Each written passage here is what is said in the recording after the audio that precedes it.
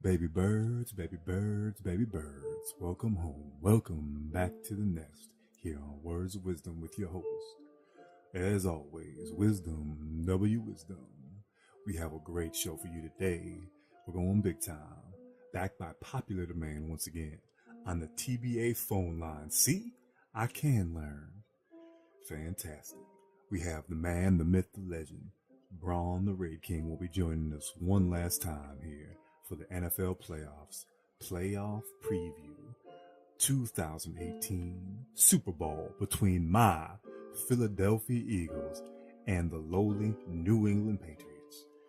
Gonna be a great game. Rematch the 2005 Super Bowl, which broke my heart. Literally broke my heart. Should be a good time with BraHn, my man. So we're not gonna spend a lot of time here. I got him waiting on the line to get up in here and get his opinions, get it rock solid. Might be a little bit of debate going on in here too, so I want you to hold on to your seats, get ready to ride, because we are going to be flying and soaring super ultra high. Fly, Eagles, fly, on the road to victory.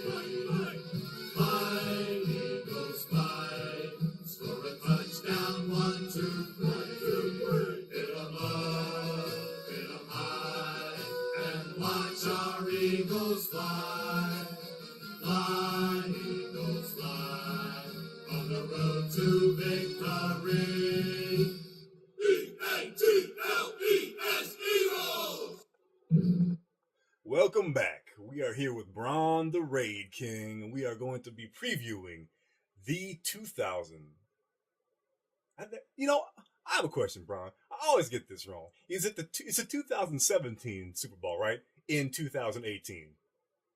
Yes, correct. It's the 2018 Super Bowl for the 2017 season.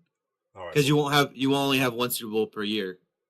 Right. So yeah, it's the Super Bowl. It's the 2018 Super Bowl for the 2017 season, which was always confusing. It's kind of like how basketball and hockey always have like the little hash mark in between, like it's the 74, 75 season. Yeah, the 92, 93 season, stuff like that. Yeah, it's the first one. It's the 74 season.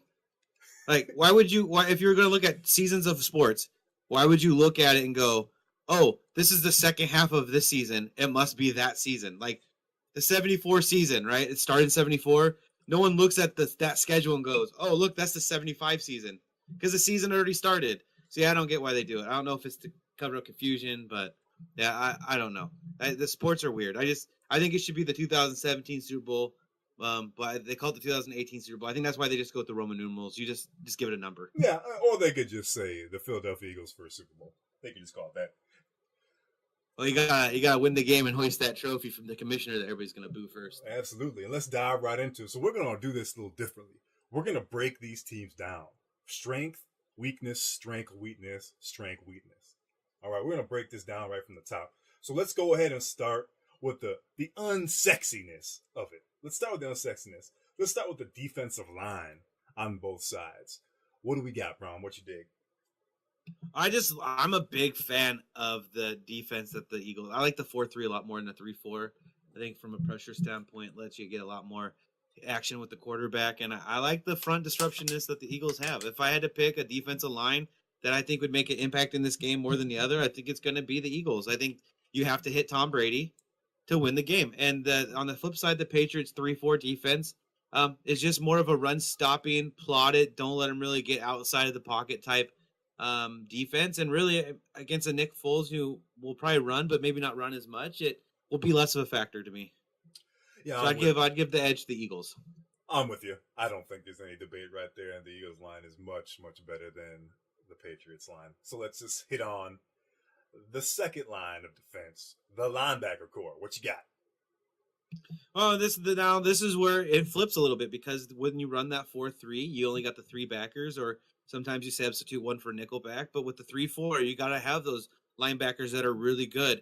Your middle linebackers got to be really strong against the run. Your outside linebackers have to be able to cover and be your dominant pass rusher. And I think they're almost identical as far as what they're going to bring. I mean, the Eagles are a little bit quicker. You know, they move a little bit around a little bit more, but I think the Patriots are more disciplined in the way they play the linebacker position. They got a lot of guys. I mean, you got James Harrison coming over from the Steelers. Now, he might be old, but You just got those guys who just play football, and they complement their front, the way their front is set up. And I think on this, it's actually just kind of a tie to me. I think you take the physicality and maybe the veteran leadership that the Patriots are going to have on the linebacker core, and you get the explosiveness that the Eagles have. You know what? No, I'm changing it. Eagles. The Eagles linebacker core is a little bit better because they get the turnovers. I'm gonna go with the Eagles on this one. All right, fantastic. Because me and Sam were about to jump in on that because the Eagles, for sure, Michael Hendricks, just great linebackers. They got real good. And Graham is finally living up to his draft potential that he had. So I'm going with them as well. That's fantastic. All right. So moving on to the secondary. What you got? Now it's gonna be the same thing. I mean, you got the Pro Bowler coming over from Buffalo for the New England, Stephen Gilmore, who's having a really bad year. This last game he was in, he was really showing up when it mattered. And Malcolm Butler, who was the hero against my Seahawks, who's been just a quality cornerback. They got quality guys back there. Devin McCourty, free safety. Patrick Chung, strong safety. Those are just guys that are going to play the game every down, every day. A lot of them are going to wow you. You know, Patrick Chung's not going to be that flashy, strong safety who's going to get any picks, playmaker. He's not going to deliver the big hits, but they do well in coverage. But the Eagles, I mean, Malcolm Jenkins, all-time great to me, you know. They got guys back there. The young guy, Ronald Darby. They got a lot of guys that are just showing up and playing well. Now, I think the Patriots have a lot more experience, much like their linebacker core, to go against the Eagles' secondary. But the Eagles' secondary is just producing turnovers and turnover league. And you have to imagine that if they're going to win the Super Bowl, they're going to have to get turnovers. So I'm going to give the strength to the secondary of the Eagles.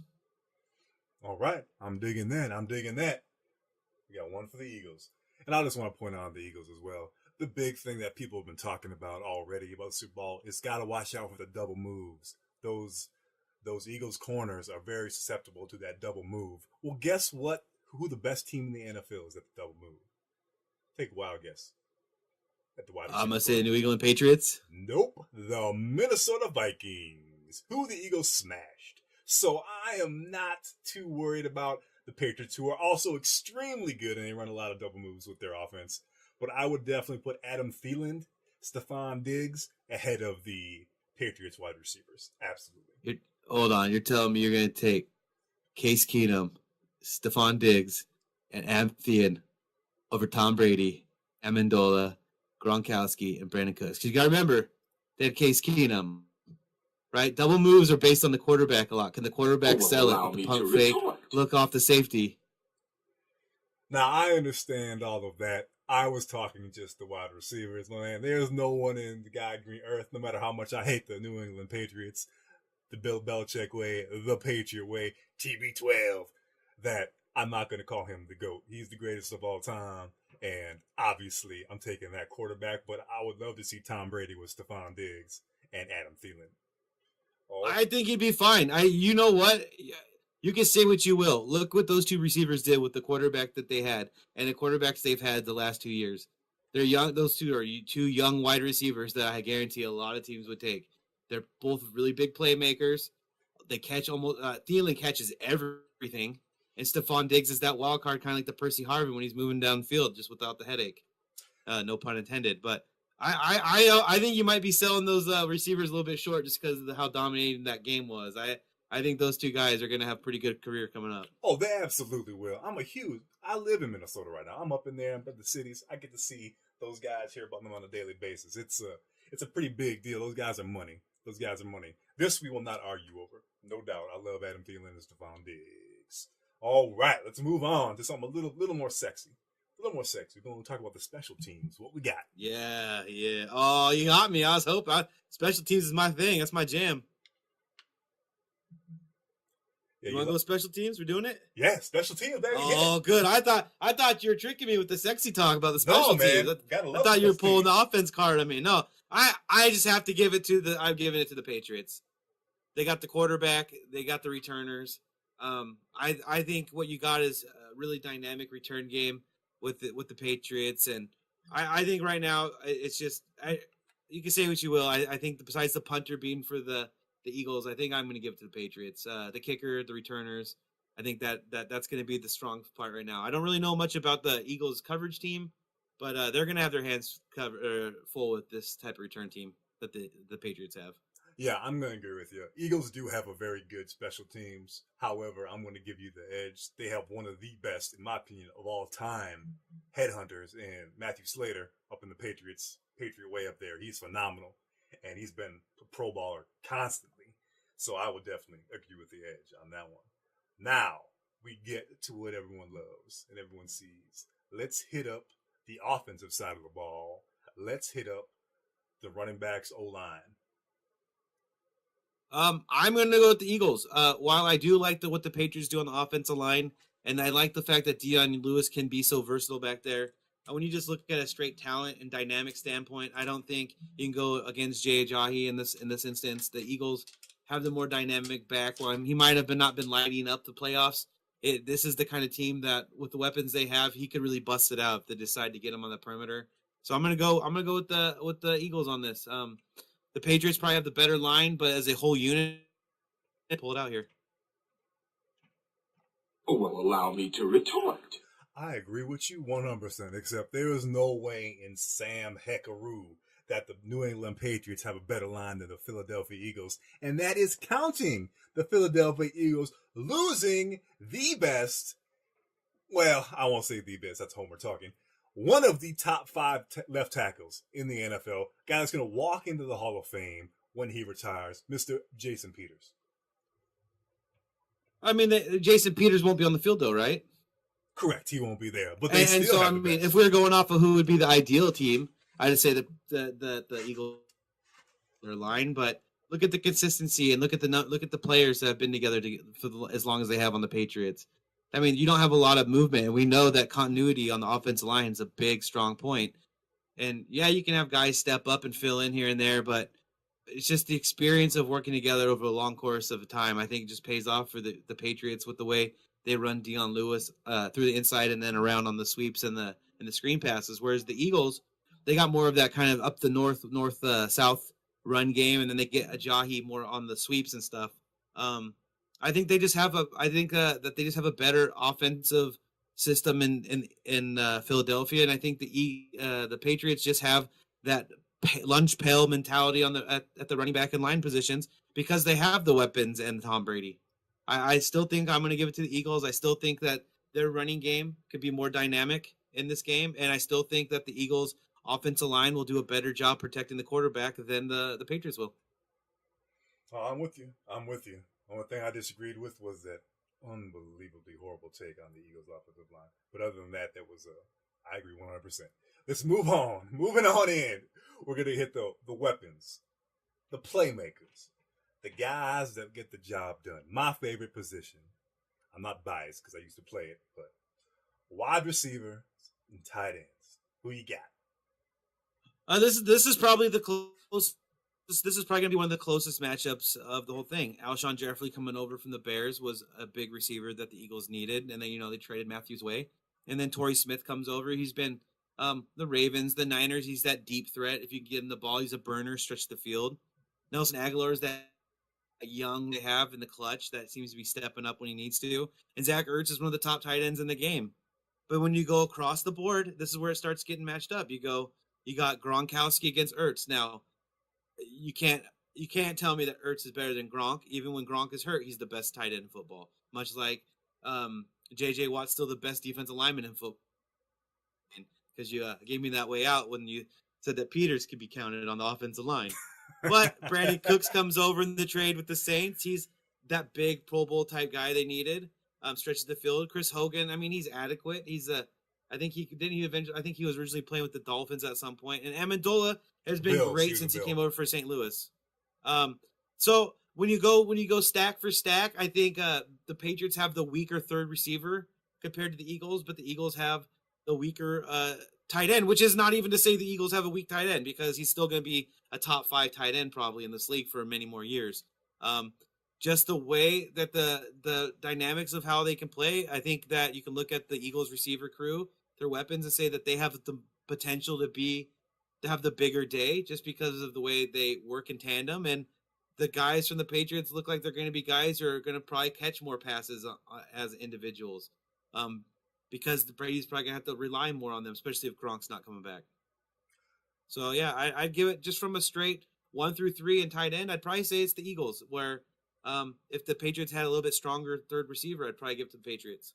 Yeah, and to be honest, I'm an Eagles homer, and I would even think leaning towards the Patriots as well if I knew for certain right now that Gronk would be 100%.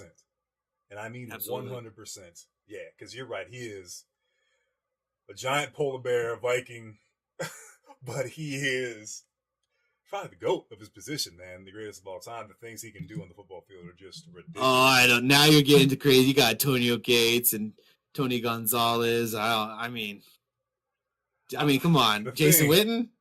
I mean, Gronk is that rare breed of defensive lineman playing tight end where he's going to be able to block and he's going to get downfield. But I don't know. I mean, look at the all three of those guys I named before, 100 receiver tight ends who put up the numbers year in, year out. Can Gronk be the best tight end of his generation? Yeah, probably, maybe. But I don't know. I don't even know if I'd put him in my top 4 or top 3. I think Antonio Gates, Tony Gonzalez, you're going, and Jason Witten are all in there. Oh, well, allow me to retort. See, you are going by 100% numbers. If you're going by numbers, well, Antonio Gates is the greatest tight end of all time, along with Tony Gonzalez. And they are extremely good. Those are 2 of my favorite players. I had Antonio Gates on my fantasy teams for like 8 straight years, winning me money. So I feel it. But if you just look at the raw skill and ability, and Gronk's never going to have the numbers. And the argument had always been, if Gronk retired now because of all those injuries, right, would he be in the Hall of Fame? And all of the analysts concur that absolutely he would be, because he is so dominant. And they say that he is the greatest that they've ever seen play the game. It's a little bit more than like the Bo Jackson thing. Bo Jackson was an amazing player, right? But he only played in the NFL for a very short amount of time at a huge high level.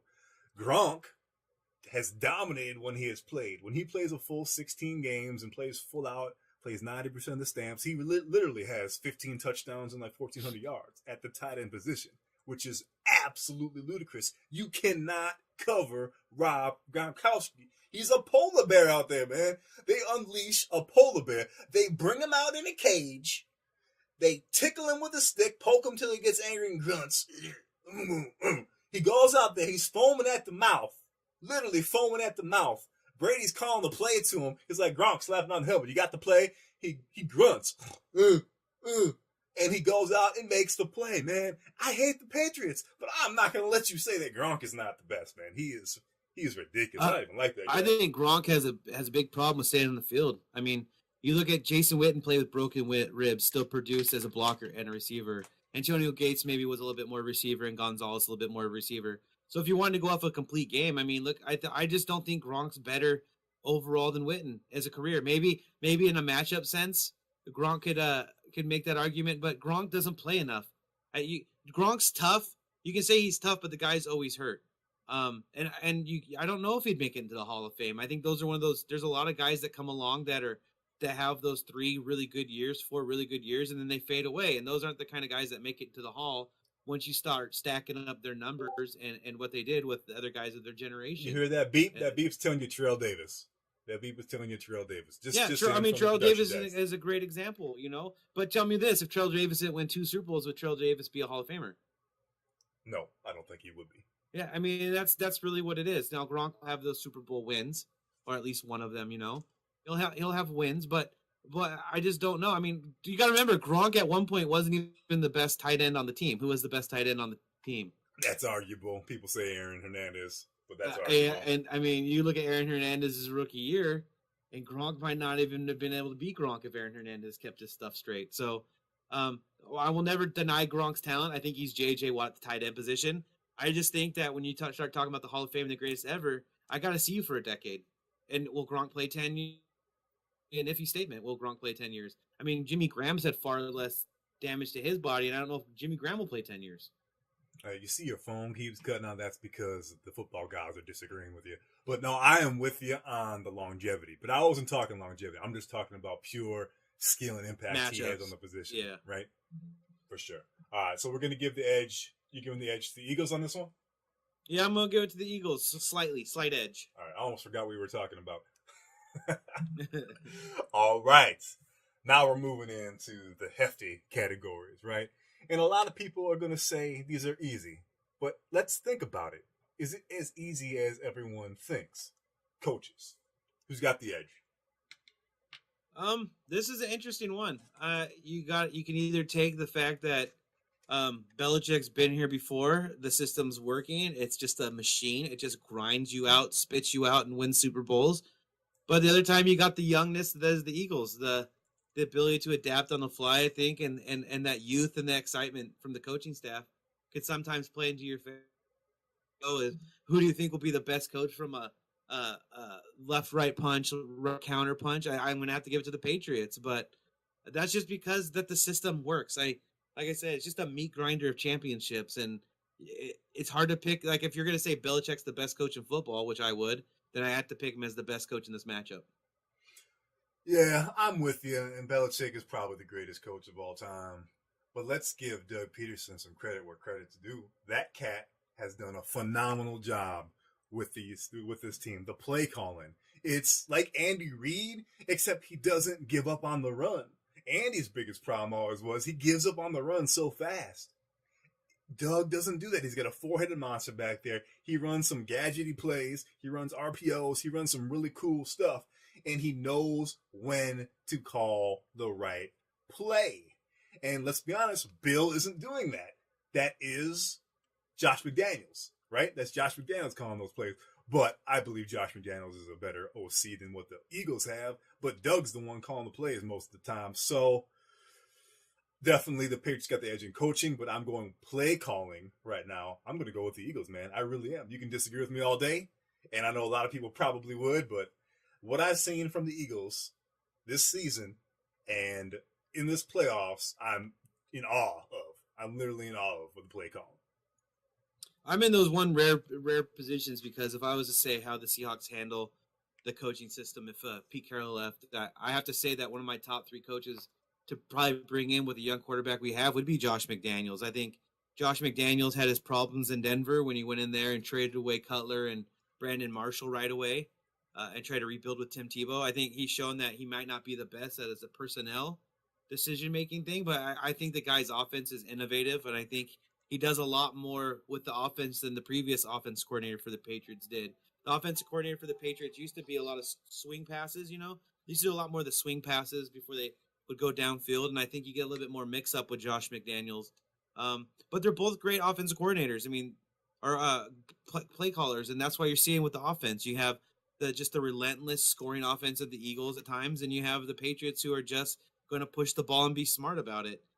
They seem to have found the guys that they needed for their systems, and it's working for them. From the coaching standpoint, and I don't even know how much Josh McDaniels really gets to have a say on every call. You have to imagine that when you have a GM, head coach, and Belichick, he's going to have a lot to say in what plays are going to be out there. So we're going with you want the coach, you want Patriots coaches, right? I gotta go with the GM coach of the Patriots, Bill Belichick, and the coaching staff. Yeah, he's put together that coaching staff for over a decade, and all they do is just churn out championships. No, I agree with you. I'll go coaches with you on that one. All right, now the one that everyone's going to say hands down is the Patriots side. But I'm gonna give you some facts and some points on this one. So I'm gonna let you start, and I'm gonna give you some facts and some points what may lean towards the other side. All right, this is hands down the Patriots side. It's just Tom Brady. If I say who's the one quarterback you'd start a team with if age wasn't a problem, Tom Brady. Who's the one quarterback you want on your team in the fourth quarter with the game on line? Tom Brady. Who's that quarterback you want when you're down by 3 scores? It's probably be Tom Brady. Who's that quarterback you want in the Super Bowl? It's Tom Brady. When all those are Tom Brady, it's got to be Tom Brady. Tom Brady's the greatest, and until Tom Brady retires, he'll be the greatest, and once Tom Brady retires, he'll probably still be the greatest of all time. Now, does that matter in each individual games? No, but you got to go by track record of success, and Nick Foles is coming off a great run here where he got to step in for the possible MVP of the league and try to lead this team to a Super Bowl win, but it's Tom Brady. And if this game comes down to Tom Brady in the fourth quarter with 2 minutes left and the Patriots are under 30, you can't sit there and say, man, I bet they wish they had Nick Foles. All right, so I'm going to do this, and I'm going to do this with a straight face. Now, I'm not going to pull like a Skip Bayless and just take the most ridiculous side and be like, no, you're just plain wrong. Because you're right. Tom Brady is the GOAT. He's the greatest of all time in many eyes. But there's another GOAT that people are kind of floating back and forth between. And let me tell you who has two stats that are the same as arguably the greatest player of all time, Mr. Joe Montana. What quarterback in NFL history, what two quarterbacks in NFL history have had back-to-back playoff games where they had over 75% completion percentage? Go ahead, take a guess. I don't know. Well, it ain't Tom Brady. It ain't TB12. Nick Foles and Joe Montana. And that's with over 30 passes thrown in both games. That's an impressive feat. Obviously, Tom Brady is, in most people's opinion, is the greatest of all time. But Nick Foles, let me tell you another helpful stat. Which of the two quarterbacks has thrown 7 touchdown passes in one game? Nick Foles has done that. Nick Foles has done that. Tom Brady has not. Nick Foles has done that. Which quarterback has the greatest TD interception ratio in the history of the game? In one season. In just one single season? It's going to be Nick Foles' Philadelphia season when he had Chip Kelly. Correct. Nick Foles. People forget that Nick Foles actually is and has the ability to be extremely talented and extremely good in this particular league. He can get the job done. And for one day, one moment in time, one magic Philadelphia dream in the cold city of Minneapolis, St. Paul, we're going to have one moment.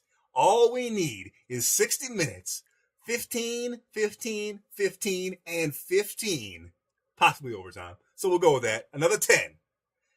I just need Nick Foles to play the best football he can play. And the best football that he is capable of playing is just as good as the best football Tom Brady is capable of playing. Now, Tom Brady is much, much more consistent. He is the most consistent quarterback in the history of this football league. But Nick Foles has the talent, and with Doug Peterson molding that clay, because Nick was hurt in the beginning of the year too, he didn't have a lot of practice time, molding that clay into something special. Nick Foles had more passing yards and more touchdowns without interceptions in this last game than Carson Wentz, who would have been, and I think still should be, the NFL's MVP. Not TB12, not Le'Veon Bell. Carson Wentz. This is the guy that's coming in to throw the rock for him. Nick Foles has the ability to play great, and I mark it down. You will see something historic in Minneapolis. You're going to see the real miracle in Minneapolis, and that's going to be on February 4th. Well, I can agree with some of that. Let's remember that Nick Foles threw 7 touchdowns against the lowly Los Angeles Raiders at that point. It wasn't like the Raiders were barn burners. If he would have done that against a top 10, 15 defense, maybe there'd be some more to it. But that's like, remember Matt Flynn threw the 5 touchdowns against the Detroit Lions? I digress. Let me give you a couple numbers here. 54 fourth quarter wins. Tom Brady. Who's got more Super Bowl wins than Nick Foles and Joe Montana combined? Tom Brady. All right. Those are the ones that matter when you get to the championship game. What you did in the regular season, we know for a long time matters for naught, or else the Eagles would have won 4 Super Bowls during that magical stretch with Terrell Owens, Don McNabb, Connor, and all those other great guys they had on defense. I mean, you can only go by the stats you got when it matters, and right now Nick Foles has never played in a game of any magnitude other than this year, and he had the benefit of a great defense, a great running game, and a system that put them in position to have home field advantage throughout the playoffs, other than the last game when they had to play against the Vikings. So, I mean, Nick Foles really had a lot of stuff set up for him to get to this point, and that's great because that shows the dedication your team has to just making sure that everybody's doing their job. But it's Tom Brady, and Tom Brady's going to mop the floor at the fourth quarter with the Eagles flying high. I just can't see Tom Brady losing the game. Now, Tom Brady might throw for 4 touchdowns, and Nick Foles could do well, and the Eagles could have great defensive turnovers. I just can't see Nick Foles winning the game and Tom Brady losing a game. I have to say it goes to the quarterback. If I was to pick, I'd say Nick Foles would be more likely to lose the game for the Eagles, and Tom Brady would be more likely to win the game for the Eagles than it would be the other way around. I hear you, and like I said, he's definitely more consistent. He is the greatest of all time. I don't think there's a debate between Tom Brady and Joe Montana. Joe Montana, isn't he like an Italian actor? He's a musician. Magician. All right. Magician or musician? Musician. Gotcha. All right. So we hit the end. I'm assuming you're going with Patriots on that one. See, this is where it gets tricky. On the QB, I'm talking on the QBs. Oh, on the QB, yeah, we're definitely taking Tom Brady. I just think everybody who's picked against Tom Brady in the past has been found out to be wrong. I think the only person who's allowed to pick against Tom Brady is Eli Manning. Yeah, he's the only one. Absolutely. So let's tally it up real quick. So we're going to do the basic odds. So we're tallying up our 7 categories. We have 1, 2, 3, 4, 5, 6, 7, 8 categories, right? We have the Eagles with 5 categories that we feel that the Eagles have won, and the Patriots have 3 categories. So that would say that the Eagles are the champions of the Super Bowl. Well, I think what it shows is that the Eagles may have certain matchup advantages over the Patriots. I think that's kind of what it does. I'm hearing the fight song right now. I heard you just say the Eagles are going to win the Super Bowl, so I just play it.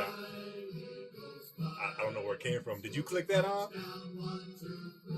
I think it's the rapture. I think the rapture is happening, and we're just all hearing the Eagles fight song as we all ascend up to heaven.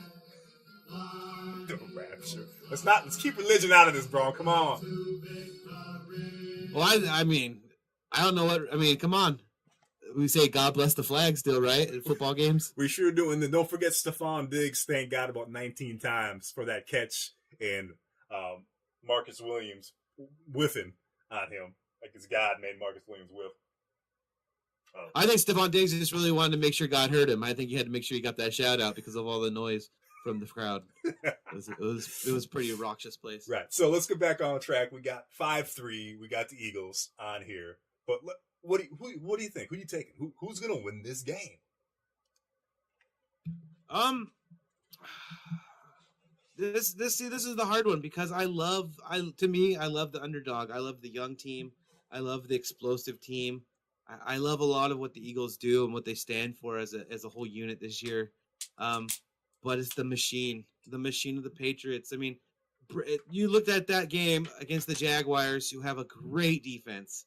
Everything that they need to do, they counted the Patriots well, other than win the game. But I just don't know how you count them out. It seems like when Tom Brady, the more pressure there is on them, the better they do. And so, like, it's going to be one of those things where if the Eagles get out to a big lead, maybe the Patriots can't really pull it off or get it going. But if it's close in the fourth or whatever, I'm going to go with Tom Brady. And I think at the end of this game, the experience will pay off and the preparation. I don't know if there's a better, more prepared team in all of football every year than the Patriots. And I'm going to go with the Patriots. I'd imagine the score is probably going to be a low-scoring game, though.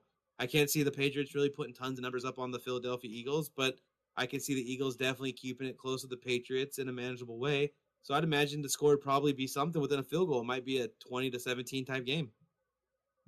Oh, well, allow me to retort. I hear you, and I think a lot of people are calling that. I believe the Eagles are 5.5 dogs right now. I'm definitely getting in on that. Of course, with play money. We definitely aren't talking about real money. I would never bet real money on the radio like that. But we will be hoisting the trophy up in the streets of Philadelphia in a parade, Super Bowl, the week after Super Bowl. It will be a party beyond belief because my man Lane Johnson and Budweiser are going to be buying beers for the entire city of Philadelphia when we win the Super Bowl.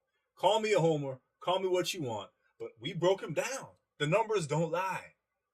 So what you're saying is that coaches and the quarterback, which is a pretty big one, the coaches and the quarterback, which I know Bill Belichick's the man, but I don't think there's going to be a huge difference in coaching that particular day. I don't think there is. QB, I think Nick Foles has what it takes inside of him to have one more big game, right? I still give the edge to the Patriots and the QB. But all those other ones, you agree? Eagles. Special teams, Patriots. And that's by like a nose thread, man. That's by like a nose thread.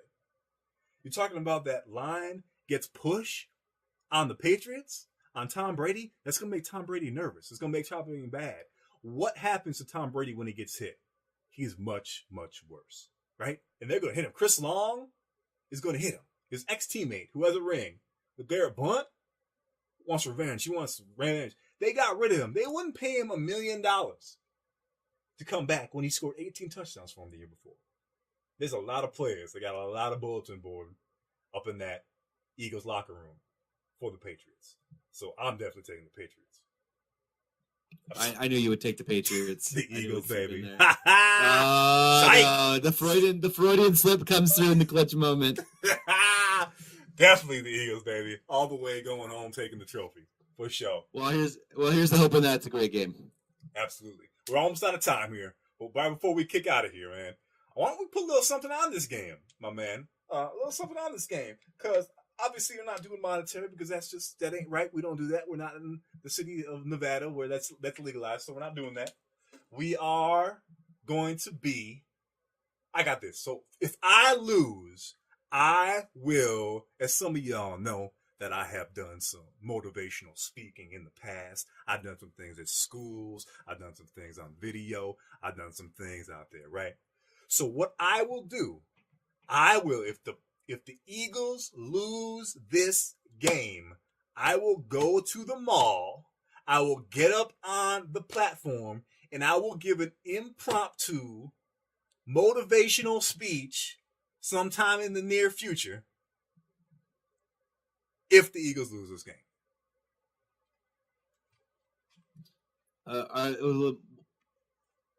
Will the motivational speech be while wearing a Patriot jersey or hat?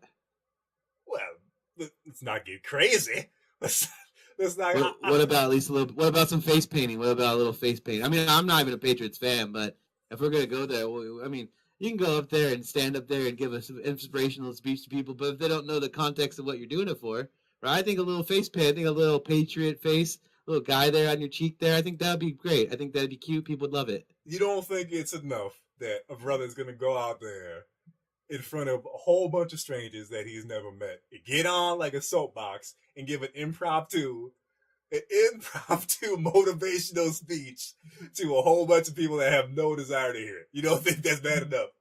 Oh, on some level, I think you'd love it. So I think if you're going to love it, I think you should have that little Patriot sticker or face paint going on there. I'll do this. I'll wear a Patriot shirt. All right, that's fair. Now, what do you think? What do you think my end of this should be? Well, it's got to be pretty stark if I got to do all that, dude. I mean, that's the motivational, and that's. How about the Eagles win? I will video record myself singing the Eagles fight song. Where? In front of my kids. So hold on a second. So you feel that I live way out in the boondocks. I don't think you understand how small the town is. If I went to the mall in town and stood up for all two people there, I don't know if this video would really be worth your while. I don't know if you'd really like it. I'm willing to do it. Maybe I'll go to Walmart. Maybe I can go down to the Walmart. I'll go down to the video game section where Madden's sitting. Maybe I have to sing. How about I just walk through the store singing the Eagles fight song? I could do that. Yeah, absolutely. Obviously, you gotta do have some Eagle stuff on too, though. You gotta have some Eagles on. I could do that. Or face paint. Face paint's good. I like that. Face paint's good. You don't want to buy an Eagles shirt. So there we go. So if the Eagles win, I will paint a little eagle on my face or on my torso at some point and run through Walmart singing the Eagles fight song at the top of your lungs. Oh, of course, you gotta go full bore. All right, fantastic. And with that, we have a bet, ladies and gentlemen. Baby Birds, we have a bet. A bet. Yeah. And you got one of those too sitting right here. We do have one of those too. But with that, we have gone way over our allotted time. We're about ready to get kicked off the station. So we are going to do a quick end here when the show comes back for the rejoin. And that is that. BraHn, thank you so much for joining us, brother. Until next time. You got it. Be awesome. Be safe. And we're going to leave you today with some words of wisdom from Wisdom W Wisdom. You can catch us at Words from Wisdom in the Twitterverse, like always. And to end today's show, I will leave you with this. To believe is to know that every day is a new beginning. It is to trust that miracles happen and dreams really do come true. To believe is to see angels dancing among the clouds. to know the wonder of a stardust sky and the wisdom of the man in the moon. To believe is to know the value of a nurturing heart, the innocence of a child's eyes, and the beauty of an aging hand. For it is through their teachings we learn to love. To believe is to find the strength and courage that lies within us when it's time to pick up the pieces and begin again.